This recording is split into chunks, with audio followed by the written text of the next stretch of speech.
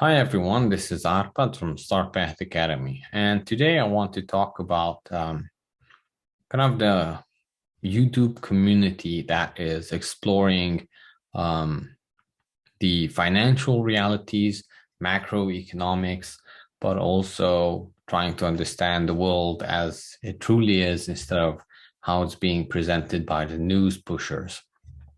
And I think this community of people who are trying to do research themselves and trying to understand the world that they that they inherited most of the times, but they also might have created willingly or unwillingly.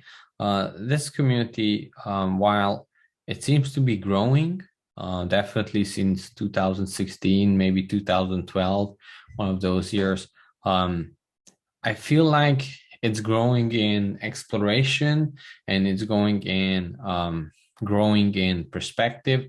I feel that there's a really big lack of trajectory, lack of goals. You could say it, and then it's trying to latch on to anything that it finds. And most of the times, actually, someone will provide something for them to latch on. And it's either it could be in the wrong direction where they are pulling them in to a direction where that really doesn't serve them, or into a bigger rabbit hole where you can just go deep, deep, deep, deep, deeper, but you're not actually going anywhere. That's the problem with rabbit holes, right? Whereas some of the people that you might be against, let's say the Federal Reserve or some other big system that you might not like, right? Is actually having plans like it has a 5-year plan, 10-year plan, 50-year plan. China has a 50-year plan, whereas people who are searching for truth and searching for understanding are just scrambling here and there. I think they're lacking vision. First and foremost, you have to have some vision that is actually for your better, for your own better future, instead of just taking the visions of these entities that you might not like and then consuming it as already real, and then being surprised when it became a reality. Well, you kind of fed them, you kind of fed your attention to it, and you actually helped them along to become reality with your fear. Even if you don't agree with that, your fear will kind of help them along. So very simple example, a lot of YouTubers are talking in the future sense of uh, let's just say, um, they will track every move that you have, right? They will track your spending. They will control the automobiles, or they don't want you to have car, and you will lose the ability to travel. I mean, all this word will, who knows, what happens, who knows what will truly happen. When I was learning English, they taught me to use the word will sparingly, because you don't actually know if it will happen or not, right? Nobody knows what will happen or not, right? But all of these YouTubers are saying that this will happen, right? Or they want this and they know how to do it. And that is a language that is just disempowering everyone. And you can talk about these possibilities, right? You want to share the knowledge behind it, but also share some wisdom, that how to overcome it, right? If you're not doing that, or try to at least speak from a positive sense, because if not, then I mean, what's the point of it? If you're just talking it into reality more and more. That's why nobody is stopping you, because you're actually helping them, right? You're actually helping them. Um, you are willing it into reality if you're talking it in the future sense that it will happen. Yes, some that might be their plan, but nobody knows what will happen, right? So that I think it's very important. If you don't control the words, that you're saying, and you're just regurgitating what they share on the economic forum or on this forum or the foreign council or foreign relations or whatever they come up with, these secret, super secret, not so secret clubs where they can leak out stuff and then see your reactions to it. And if you're afraid enough and you talk about it enough, then they can slowly start implementing it because it's already real in your head, right? So what do you have to lose? So I think that needs to be said. That needs to be said. It's really good that a lot of people have waken up, but they don't know how to use this um, woken state, right? And they're just following in the footsteps that have been laid in front of them, right? Not knowing that this is actually that they might want from you, right? So try to, I mean, I'm not giving advice. You can do whatever you want, but I would try to use different language. I think your thought patterns is directly related to the language, the words that you use. And you're if you that is why many of these big entities or whatever try to control language, right? Try to control whether you say he or she or whatever, because if they can control your language, then eventually they get to your thought patterns. Maybe not yours, but if you adopt the language that they want you to adopt, that means that eventually there will be a new generation that's the only language that they will hear, and then it will affect their thought patterns, right?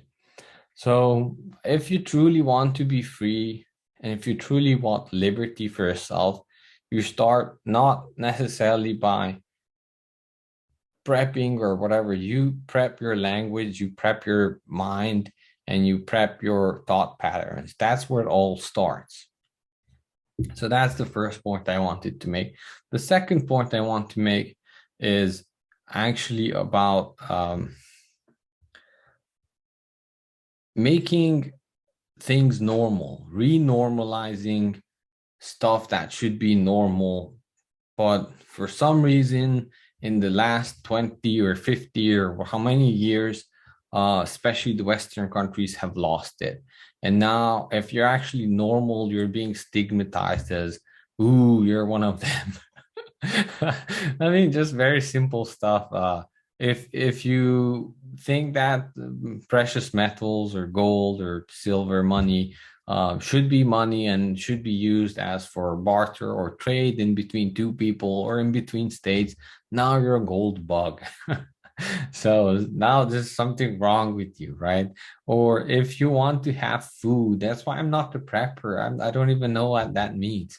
Uh, if you want to have food for 3 months, which used to be absolutely normal, people used to have food for a year. Now that is prepping. You're prepping. Ooh, and that's sort of crazy, isn't it? Like that should be normal. You have the average season. What like people are always adapted to the seasons that they live in. If you have 4 seasons, this summer you should have stuff until next summer, right?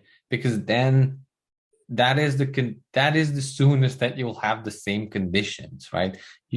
All in between, nothing isn't the same. There's nothing is the same. If you're winter, you want to have stuff that lasts until the next winter. Then the conditions become the same. That's normal. That's nature's way. And I mean, you don't tell the squirrel that it's a prepper if it's hiding some nuts somewhere, right? That's the stuff you have to think about. So, and I know like you want to call yourself a prepper because you want to distinguish, but um that's also fine. But we have to somehow get it out to the people who don't want to be called preppers, but there's just normal people. We have to like your security actually grows if all your neighbors are in the same mindset of um having everything for a year, right? Or maybe not a year, maybe just normalize 2 weeks, normalize 3 weeks. This should be fairly easy after the surveys, lockdowns, and whatever. Now people are more in tune with that, I believe. But if you still stigmatize it as prepper, or oh, the preppers are growing, then I don't think that helps the bigger cause, right? Because people don't like to be stigmatized because they are afraid of labels. Many of the problems of the modern era started because people were afraid of labels. So, and to be honest, it's being weaponized all over the place, and it's a useful weapon for them, right? So, adopting the language. I mean, you should not adopt language that you don't agree with. That should be the very first thing, as I mentioned. And then you don't have to destigmatize anything. You just become normal, right? Things should become normal. So, in light of all of this, I want to have conversations with people. By the way, I don't want to trash all of these. I mean, all of these people, YouTubers, commenters, they provide value. Don't get me wrong, they provide a lot of value. I'm just trying to hopefully remind them into picking a direction that they actually want to go and choosing to use their absolute superior knowledge that they have on very specific topics to kind of use that into projecting a future that they want to live in, instead of using their skills in a future that is not what they want, basically. Because many times I listen to all of this great info from all of these good-hearted, honest people that they want to share, but it's always in the context of, oh, when the system collapses and everybody will be eating beans. Yes, that may come, right? But I use the word will. You should not use the word will. Maybe it maybe is a good word. You should project in a solution as well, or even trying to avoid some bad situations, right? Instead of you being very special and after the event, try not being special at all, right? Try being okay if you're just one of the hundreds of millions of people who are not afraid of anything happening because they're all prepared, right? So that's just some food for thought. But in all light of all of this, I would like to do more interviews with people who offer some types of solutions and also have a positive way of looking at the future. I think that is mostly needed in this day and age. So, if you know of any good projects, may that be cryptocurrency or may that be precious metal related, or may that be anything related, but as at least if it's trying to solve a problem that might ail especially the Western civilization, then I would like to hear from that and probably have some questions and provide that info for you. So I have picked a few and I'm trying to contact them. With little success. I've heard about you guys talking about, well, in a different video, we'll talk about that. For now, that's it. Thank you for subscribing, following, and for being a member on my Patreon account. Thanks.